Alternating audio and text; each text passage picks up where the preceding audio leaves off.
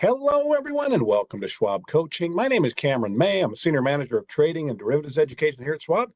And this is long verticals and diagonals. And this morning I was looking at the markets. I saw the S&P just inching back from all-time highs. And I got to thinking, sometimes even the most optimistic traders out there might start to shift from bullish to bullish. Maybe we want to back off even on some of those bullish strategies. And today we're going to be talking about when and why a trader might shift to a more conservative approach to their debit spread trading.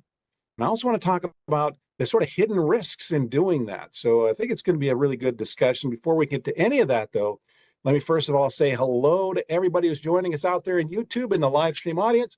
Great to see all the familiar names as always. Hello there, Richard and Will and Greg and David, Sharon, Dom, Prakash, everybody else. Thanks for joining us week after week. I always do really appreciate your attendance and your contributions to these discussions.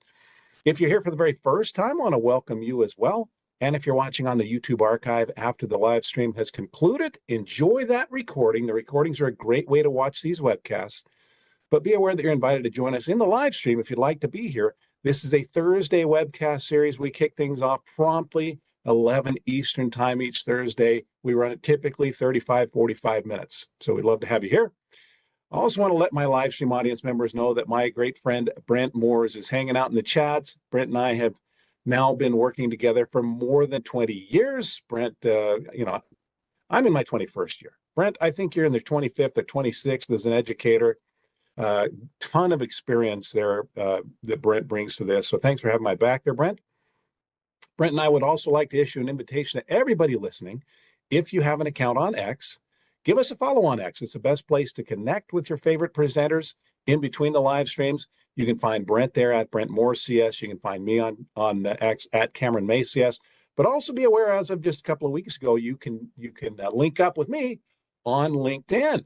So yeah, just look for Cameron May. Look for the guy sitting in front of a castle. That's me. All right. Anyway, let's get into this. First thing that we need to do, of course, is to consider risks. It's important information. So bear this in mind. Options carry a high level of risk and are not suitable for all investors. The information here is for general informational purposes only. It should not be considered an individualized recommendation or endorsement of any particular security, chart pattern, or investment strategy. Schwab does not recommend the use of technical analysis as a sole means of investment research. Investing involves risks, including the loss of principal, and any investment decision you make in your self-directed account is solely your responsibility. Okay, so with that said, let's outline the agenda for how we're going to spend our time together today. Now, since this webcast is part of an ongoing weekly series, we're going to be following up on previous trades that are still in place. We have some current positions in our paper money portfolio. So we're going to take a look at those, and I think that there's at least maybe one or two that are going to need our attention today. Then we'll take a look at the markets and discuss why some, even of the most bullish traders, might be thinking a little bit more conservatively. I'm not saying everybody does, but we're going to see what's going on with the markets, recently touching all-time highs, maybe pulling back a little bit. And then we're going to use that as the backdrop for a discussion of getting more conservative with one's approach to trading bull call spreads, long call spreads. We're going to be going with the higher probability trade, and that sounds great on the surface of it, but there are also trade-offs to doing that. So we're going to plan and place that trade, weighing the pros and the cons along the way. And at the end of the discussion, we'll actually put the order in and get a trade working. All right. So let's go right to the Thinkorswim desktop trading software platform. Here are our four positions in our long verticals and diagonals portfolio.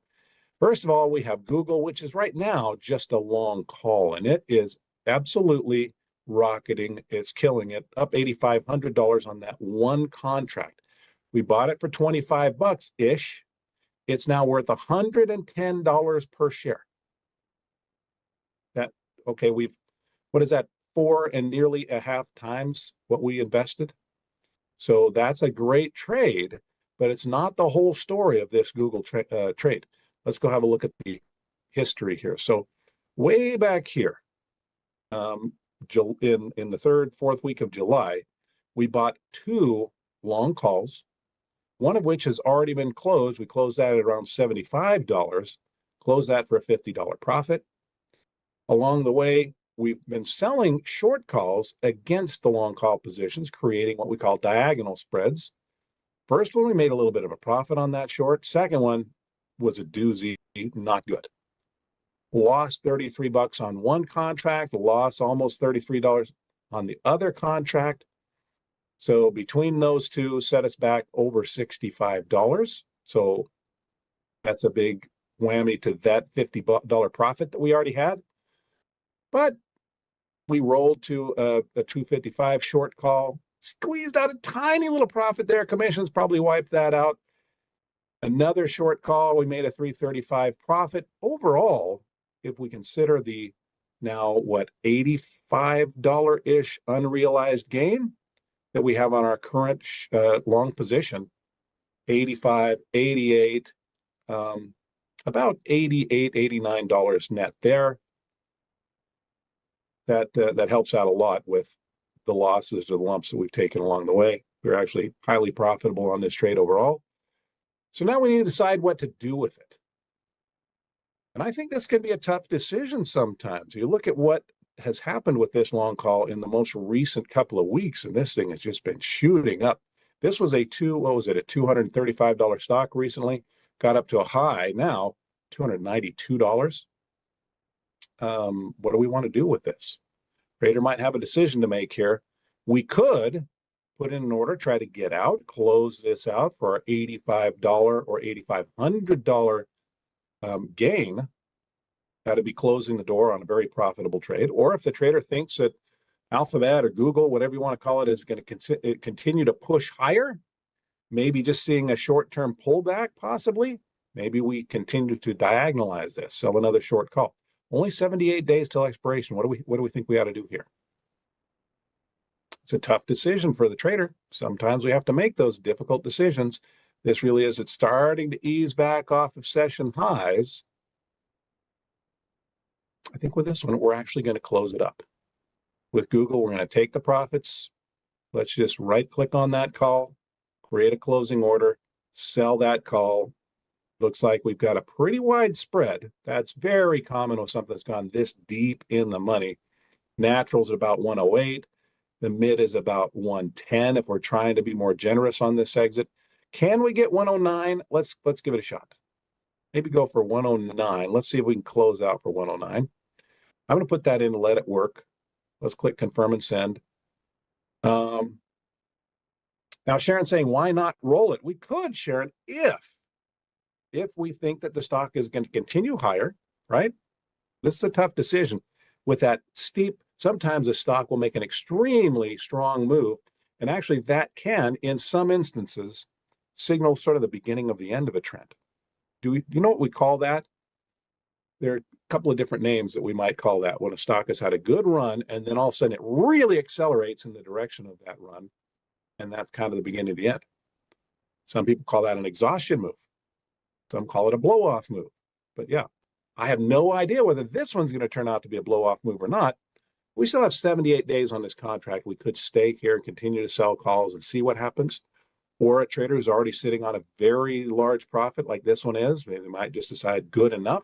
Sort of what I'm doing here. Yeah, blow off top, Chris. Yep. Anyway, let's see if we can get close to 11,000 bucks out of this $2,500 call that we purchased. Still a commission to be paid here. And anytime we put in a limit order, there's a risk that order just might not fill. We might not be able to get 109 bucks per share. Well, let's send this off and see. I'm going to let that work as I continue to talk. Let's look up here in our working orders, see where we're asking for 109. It's trading at 109.70, but there is a wide spread between the bid price and the ask price on these deep in the money contracts. We'll see if we can get that filled. I'm going to let that work. Let's move on to Johnson & Johnson. With this one, this is a long call vertical spread. Bought the 190s, sold the 195s. We prefer to be above 195. Johnson & Johnson is not cooperating at the moment. It's at 188. It's actually down below our lower strike rather than being above our upper strike. So with this one, this is a newly initiated trade. I was looking at it this morning and I noted it looked like a little bit of a hammer here.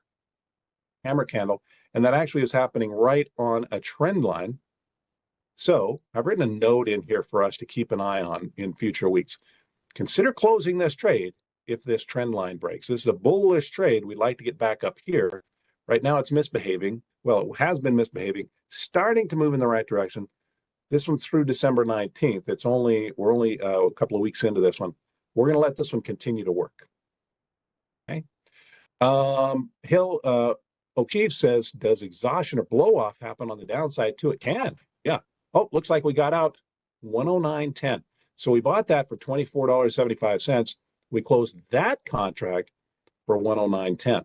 So that just added about a $80 profit.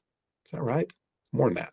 $85 profit to the $50 profit we took on the other long. So we combine those two, $135 per share up on two contracts, but we did take a $32 hit, a $32 hit, a $33 hit, lost about $65 on a pair of those shorts.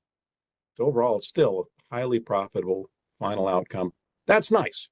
My objective in these webcasts isn't to show how cool I am in generating profits. It's just to demonstrate how these trades work, the considerations when managing the trades, and then how they go is how they go. This is for educational purposes only. Okay. Anyway, Johnson & Johnson, we're going to continue to let that work. With NVIDIA, this thing is, oh no, it's in the money. That's actually what we want with these debit spreads. So we bought the 170 call that's expiring tomorrow. We sold the 175 call that's expiring tomorrow, giving us the right to buy shares for 170, sell for 175 if these contracts are exercised and also assigned.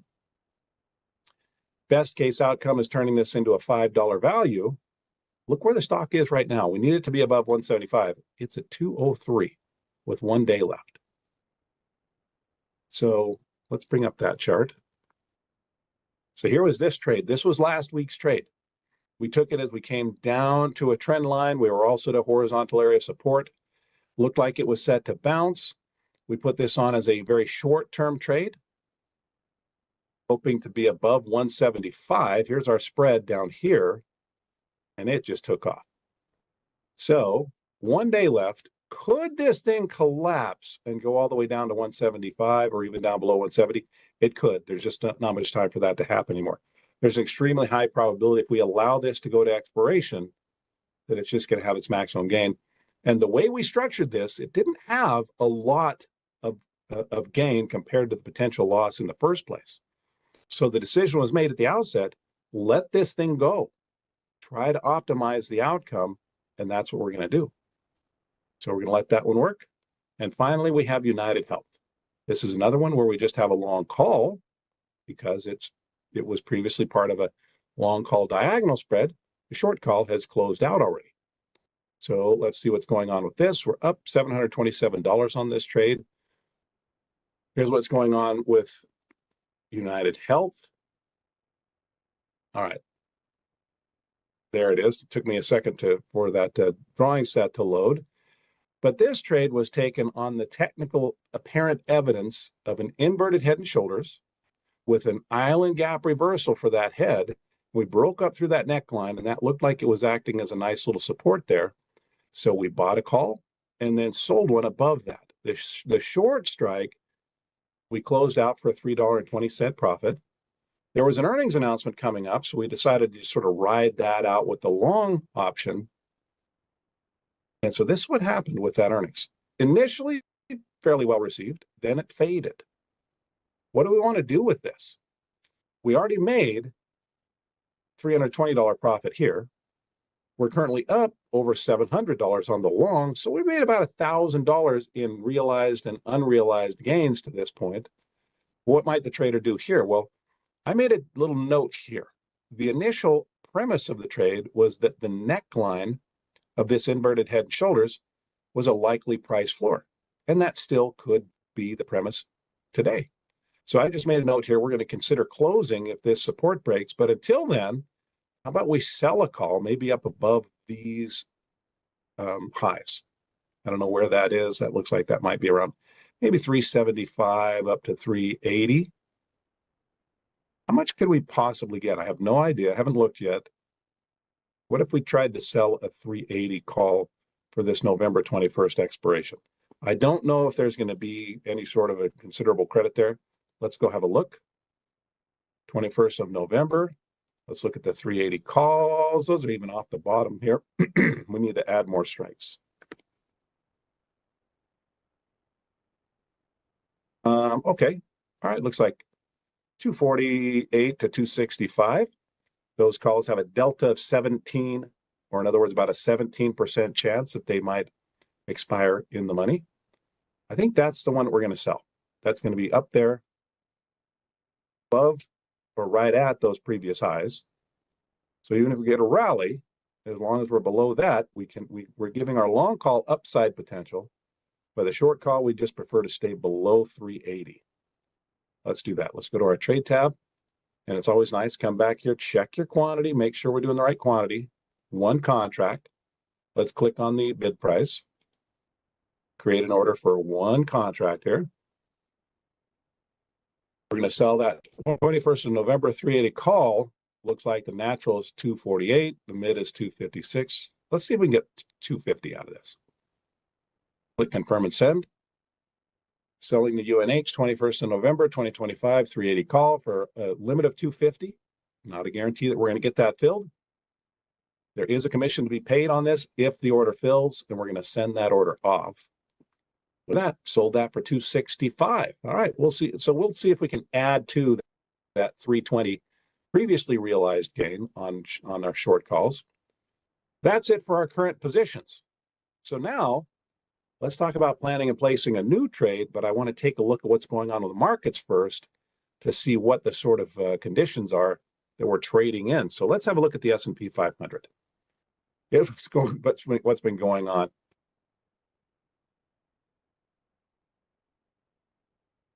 Really just an extension of what we've been seeing for, is it more than 6 months now? April's where we started. 1, 2, 3, 4, 5, 6, and in our 7th month of just this massive bullish rally. So a lot of traders very likely have become very bullish. They've sort of been conditioned by market conditions to be bullish. It's just been a great run. Things can turn on a dime. We have to be aware of that. But let's say that our hypothetical trader here has just seen, not only have we run up since April, but really since that nasty Friday we had back there on the 10th of October, there's been a sharp rally since then in the S&P. And maybe even though they remain bullish, they're just not as bullish for this period of time, maybe looking, I don't know, out to November, possibly out to the December contracts. And so they might be feeling a little bit more conservative in their bullish approach. Oh, maybe, okay, we're going to do a bullish trade. It's not quite as aggressively bullish. Well, that can be accomplished with long call spreads, which we do all the time in this webcast series. But there are pros and cons to getting more conservative. I want to talk about that. But let's just say that our trader thinks that something like, I don't know, let me help you visualize this. Maybe they think something like this is going to happen. Pull back, not disaster to the trend, but not optimal timing for bullishness. And then maybe we resume the upward trend. So maybe we get something that looks like this. Still bullish, not incredibly bullish. So let me check on the question that just came in here, because there was a question addressed to me. In a vertical, early assignment could happen only if the strike price is achieved, right? No. That's a good question. The short answer is no. Even an out-of-the-money contract can be assigned. Now, is that a disaster in a long vertical spread? Actually, no. Assignment and exercising. So assignment on the short and exercising along actually, whenever it happens, if that happens, accomplishes the theoretical maximum gain for the trade. So that's actually the desired outcome. So when I say the risk of early assignment with long calls or with long spreads in general, calls or puts, I will generally throw up some air quotes, risk, because the trader actually wants that in most scenarios. Not always. There can be different motivations by some traders, but it doesn't have to be in the money. We don't have to get to that strike if it's not already there. But assignment, if someone, for example, let's just use which one should we use? Let's use, which one's not in the money? Johnson & Johnson. Let's just suppose, even though the stock's at only 188 bucks, the short call owner of this Johnson & Johnson trade decides to assign. Does it make any sense for them to? Probably not. Can they do it anyway? Yes, they certainly can. They might say, Cameron, I have the right to buy 1,000 shares of Johnson & Johnson from you for $195. They're only worth $188. I don't care. I'm going to buy them from you anyway. That's when this trader might say, all right, twist my arm, overpay me for shares that are only worth $188. You're going to pay me? Well, fine. Buy the shares, because I can buy them from somebody else for $190. Buy for $190, sell at $195, and this risk, all that did is it sped us right up to the finish line, and we have a realized maximum gain. There we go. Does that help? A really, really good question. Anyway, let's go back here. There's our premise for why a trader might get more conservative at times, even in sort of the most bullish market conditions. So let's go place a more conservative. Let's throw that up in air quotes, conservative, because actually going for higher probability sounds conservative, but I will say at the same time, there's also higher risk with this approach. That might sound weird. What do you mean? You have higher probability of success. True. We need to talk through the pros and the cons. So let's do a trade. And the example trade that I want to place today, one of the biggest companies in the world, a big emphasis for the sort of approach that we're going to be taking is going to be high liquidity on contracts. We're going to be going deeply in the money, and deep in the money contracts can have relatively wide, or in some cases, very wide bid-ask spreads. Poor liquidity. So assisting that liquidity with looking at only the largest companies is what some traders will do. All right. So let's look at what's going on with Tesla. Is Tesla looking great today? Well, most stocks are not looking great today. As a matter of fact, it's recently run up to a short-term peak, may be set to pull back. And for a trader who uses charts, maybe they think it's going to come down here to these floors. Well, could we structure a trade that would be perfectly fine with a pullback, even of that depth? A bullish trade that could absorb a bearish move of that size? Yep, that's exactly what we're going to be doing today. I'm going to be doing a vertical spread, a long call spread, a bullish spread that actually will be in position for maximum theoretical gain, even if the stock pulls down to 410. Here's what we're going to do. Go to the trade tab. And I'm going to go with, how about we go out here to December? Let's give this some time to work. I'm going to go to the 19th of December contract, sticking with the monthlies. There's nothing inherently wrong with the weeklies, but one thing that might trip up some traders, weeklies are just not as heavily traded as monthlies. So where there's, on the monthlies, a wide-ish spread between the bid and the ask price, on the weeklies, it can be even wider, even less liquidity. All right, so I'm going to move out here to the monthlies, and let's look at maybe doing a deep in the money long call spread. So for our example, how about we buy a $400 call? And most recently I've been doing mostly $5 wide spreads. Let's do a $10 wide spread. So we're going to buy the 400 and sell the 410. Here's a quick way to take a closer look at that. Up here where it says spread single and it's showing each of the individual strikes, let's look at verticals. So I'm going to change that from spread single. I'm going to go down to deep and wide and choose 1 month, 2 strike vertical. That just means I'm telling the system, I'm going to be looking at vertical spreads that are both in the same month. I'm going to be doing both contracts in the 19th of December, but the strikes are actually 2 strike increments apart. We're doing the 400, not the 405, but the 410. So 2 increments apart. So 1 month, 2 strike vertical. And that just pairs up those strikes, one with the one that's 2 strike increments away. Okay, John Johnson says, can you explain? Oh, John, that's actually perfect segue. I actually had something I wanted to talk about today, and you just teed it up perfectly. All right. John says, can you explain why you might pick a debit spread over a credit spread? Well, I was going through my survey results this morning from another webcast, and somebody asked this question, John: how to choose between debit and credit spreads? They usually have similar reward to risk, but how to choose which strategy to use? Great question, right in line with what you just asked. Then there are some other questions I want to address. Here's what I would suggest. If you are new to watching our channel, be aware that we have a huge library of previous webcasts that are all housed on our YouTube channel. And that channel is called Trader Talks Schwab Coaching Webcast. So if you haven't subscribed to our channel yet, go down and click on the subscribe button right now. It doesn't cost anything. It only takes literally a second. Click subscribe, you're done. But this is where you can join our live streams. You can also find our playlists right here, or you can do searches. So if I wanted to learn about how do I make a choice between a credit spread or a debit spread, well, let's just do this. Let's click on search, type in credit, debit, and this is going to look through our archives. And what do you know? Here's a discussion by this weird looking guy. Options vertical showdown, trade a credit or a debit spread. And I go through the pros and the cons, just do a side-by-side comparison of the two. I think that would give you some good insight. But since you teed this up, I want to continue with what I wanted to discuss, because I saw this was sort of a theme, and it always has been. As I go through these surveys, I get lots of questions about, hey, Cameron, you need to talk about this. Hey, Cameron, I wish somebody talk about this. In many cases, probably the majority of the cases we have. So, for example, that was one.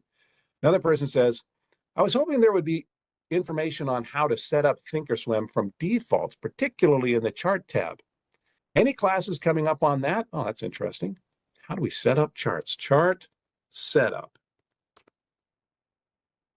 Thinkorswim desktop chart setup. Easy steps for first-time users. What do you know? Somebody else says, how to read monitor tab and how to see if my options are doing well or not in the monitor tab. Okay, monitor tab.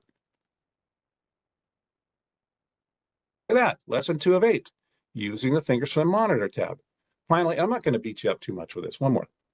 Somebody simply said in like the suggestions for what sort of things I should talk about in future webcasts, shorter time frame trading. Okay, short, not shirt, short term. And what do you know? Here's a discussion of using a technical tool for short-term stock trades. There we go. So yeah, lots of, and John, this is not me picking on you, or it feels like I'm just pounding home a point, but I just wanted to emphasize that the depth of the library here is impressive. Just tons and tons and tons of videos. Okay, so Jay Sunchi says some clarification. Why are larger bid-ask spreads good for higher liquidity stocks? They're not good. No, the objective there with higher liquidity is to narrow that spread. Yeah, when we see wide spreads between the bid and the ask, what a veteran trader's brain does, it goes ding, ding, ding, ding, poor liquidity. So how do we narrow that spread? Greater liquidity. Look for higher, more liquid stocks. Okay. Anyway, let's go back to our trade, and let's set this one up, the 400, 410. So specifically here, we're looking at buying the 400 strike, which is going to be down here. Let's go right below today's candle. Here's 400. Get as close as I can. And we're going to push that out to December 19th. That's okay. I'm just going to draw that right there. Right click on it, edit its properties. So we're going to start it at 400. We're going to end it at 400. And we're going to push that out to December 19th. So that just represents getting into this long call option where we have the right to buy shares for 400 bucks, but someone else is going to have the right to buy those shares from us for 410. That's going to be in effect for as long as we're in these trades, or all the way through December 19th. That's our long call.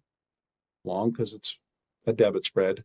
Buying a call is the most expensive part of this trade. It's a long call. Use calls to construct it. Debit, because we're going to come out of pocket for this to some extent. Spread, because there's a spread between $400 and $410. So that's our example trade. And how much is that going to cost us? Probably somewhere between 615 and 705. Maybe if we split the difference, we might come in at about 660, possibly, on the cost of that trade, somewhere around there.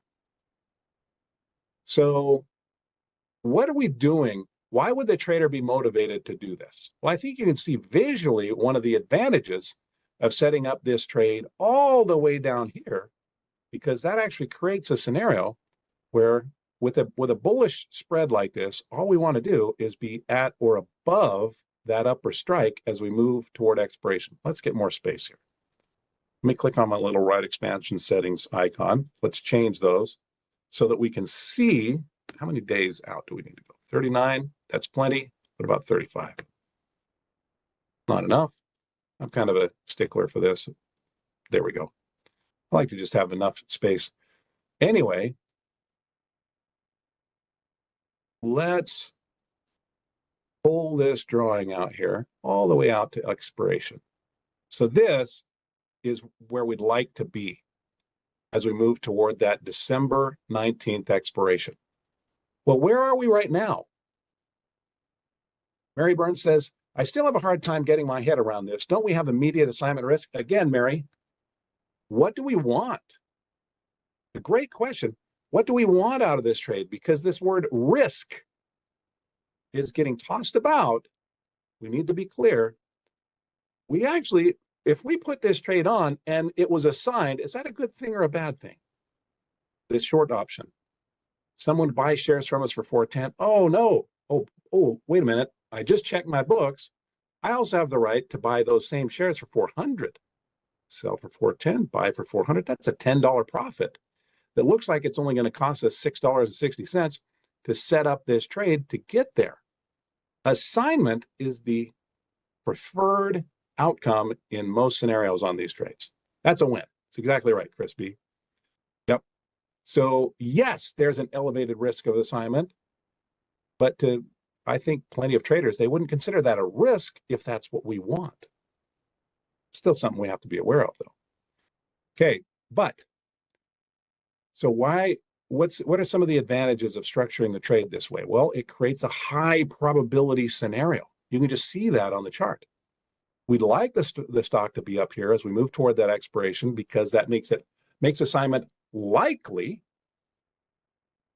And the stock doesn't have to do anything special for that to happen. It can go up, it can go sideways, it could even go down as long as it's still above 410.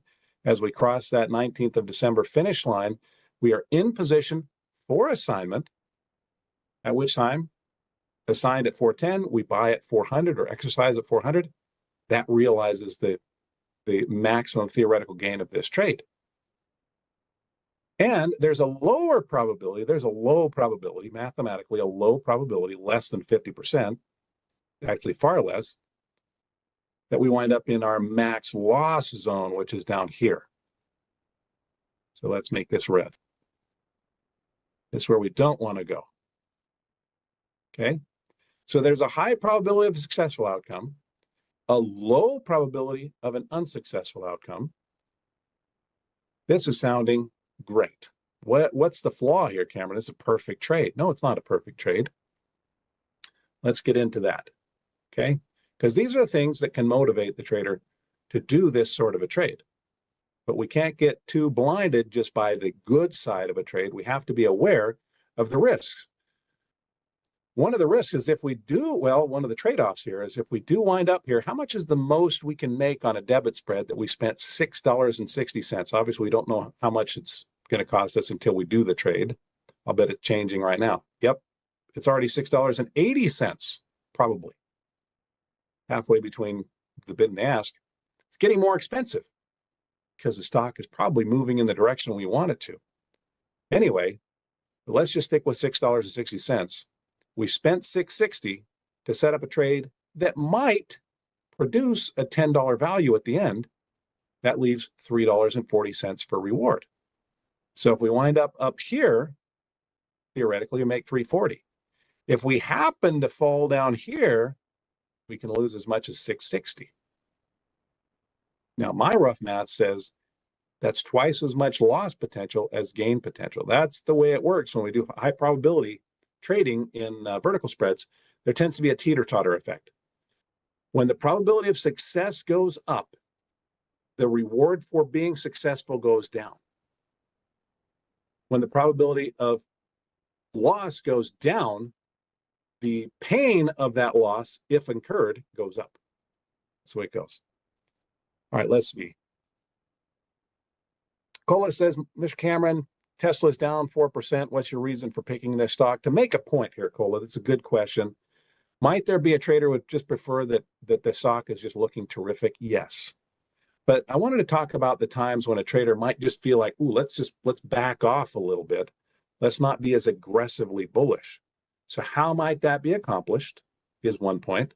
And the second point is, what are the trade-offs for doing that? So I'm talking about setting this trade up at a time when the markets themselves seem to be pulling back or going down, but also pick a stock that's doing the same thing, just to sort of emphasize that point where the trader's not feeling, they're feeling bullish, but not entirely confident. That helpful? Okay, let's see. I know there were some other questions here before we go place this trade, but let's just make sure that we've covered some of these important pros and cons. We know some of the highlight pros are high probability of success, lower probability of failure. Great. Some of the cons, painful if we do incur those losses, and not as much reward potential even if we are successful. Those are some trade-offs. But one thing that we've noted here, if we look at our trade, and even if you're watching the archive of this webcast, you go back to the start as we were looking at our current positions, when contracts go deeply in the money, we're also trading in wider spreads between the bid price and the ask price. Those are less liquid contracts. So that can be a bit of a headache when dealing with that. Harder to get into these trades and potentially harder to get out. Let's see. Rocco says, do market makers automatically make the exchange and skip actually assigning shares to us if you let it? Oh, if you let it, yeah, there's a mechanism called same day. How did I just have a same day substitution? There we go. Anyway, yeah. It's not the market makers, but the firms basically are required to automatically exercise or assign any contracts that are in the money at expiration. Back in the day with options trading, if a trader bought a contract or they entered into a contract, let's just say on the side of the buyers, if they bought a contract and they allowed that contract to get to expiration, even if it was in the money, if they forgot to assign it or if they decided not to assign it, just expired worthless, even though it still had value, could have a lot of value. Well, there were some unhappy traders that would forget about their contracts that were deeply in the money. They forgot to assign them, lost all that value. So the exchange rules were changed. All in the money contracts are assigned at expiration unless there is a standing, what's called a do not exercise order that was explicitly placed by the owner of that contract. Call in, tell the firm, do not exercise. Other than that, it happens automatically.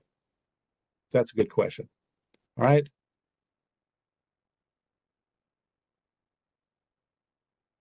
All right, but I need to get this trade placed. Let's get it done. Anyway, let's go to that 400, 410. Now that we paired that up, setting our spread to vertical, we can just go to the ask price and click on that, and it looks like it's okay. So it's actually moved away from that 660 cost. Maybe we can get this done for 650.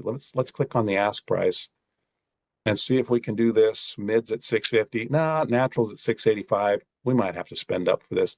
Let's see if we can get in for 670. I'm going to put it in order to buy for 670, leaving 330 for maximum gain potential. If we wind up spending that, we need to figure out how much can we risk on this trade. Well, 670, let's lock that in. Yeah, it is locked in. Okay. $670 per vertical. We typically keep our investment to under $4,000. So let's divide that by 670 or around 4,000. If it's a little bit more than 4,000, yeah, like this. 5.97 contracts. Let's do 6. In other words, if we do 6 contracts,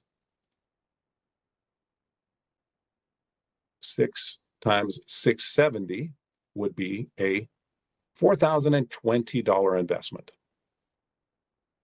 Okay. Let's dial this down. Do 6 contracts.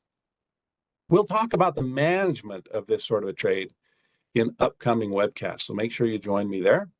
And I'm going to click confirm and send. We're attempting to buy 6 of these verticals, the 400 410 calls for 670 or less. The objective here is for the stock then to be above 410 as we get toward that December 19th expiration. That would give us a maximum profit potential of 1980, a maximum loss potential about $4,000. We talked about 2 to 1 in this case, risk to reward. There are commissions to be paid for this trade, and let's send that off. Let's see. Mary Burns says, I know this is long verticals, but if bid spreads are wide on the call side, would you flip and look at the puts for comparative purposes? Could do that, Mary. Yeah. Yep. Because using the same strikes, credit spread versus debit spread, you're pretty much going to be looking at the same trade. I know it sounds different moving from credit to debit, but that's why you might want to go watch my credit versus debit spread discussion. But we have that order in. It is working. We're offering to pay 670. The mark is at 665. We'll see if it fills. I might have to play around with this a little bit after the webcast is over to see if I can get that filled.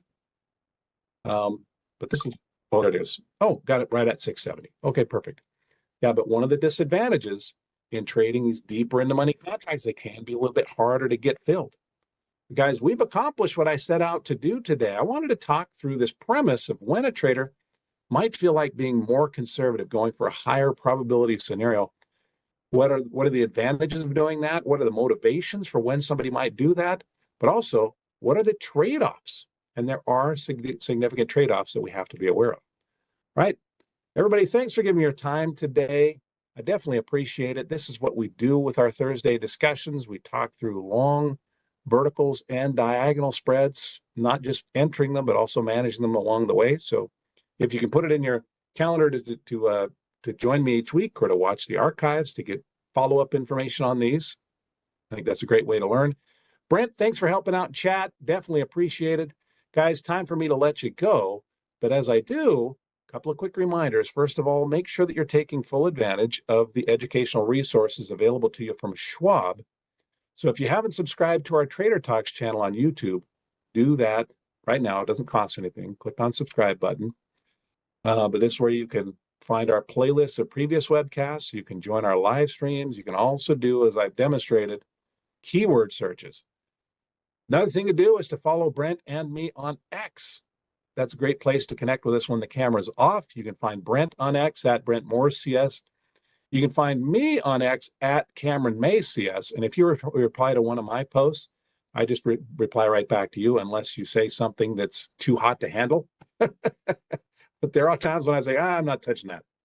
Other than that, yeah, that's the best place to connect with me. Actually, it was the only place to connect with me in between these live streams until like last week, at which time I opened up a LinkedIn account that you can now connect with me through. So follow me on X, but also follow me on LinkedIn. If you don't have an X account, then follow me on LinkedIn. But there's a LinkedIn link right there at the top of my feed, or you can just look for Cameron May on LinkedIn. So this is the guy you're looking for right there. Look for the castle in the background. That's your big hint. And I'll be posting a little bit longer form stuff here because I don't have the character limit on LinkedIn that I do on X. If you reply to my post here, though, I'll try to reply right back to you. Another great place to connect with me. All right. Ricebird, thanks for following on LinkedIn. Appreciate it. You are one of an elite few because there's only 90 people following me here. About 17,000 or more on X, but I do still reply to everybody unless it's the too hot to handle stuff. All right, everybody. Thanks for giving me your time today. I will look for you in a future webcast. I'll also look for you on X and on LinkedIn. But whenever I see you again, until that moment arrives, I want to wish you the very best of luck. Happy trading. Bye-bye.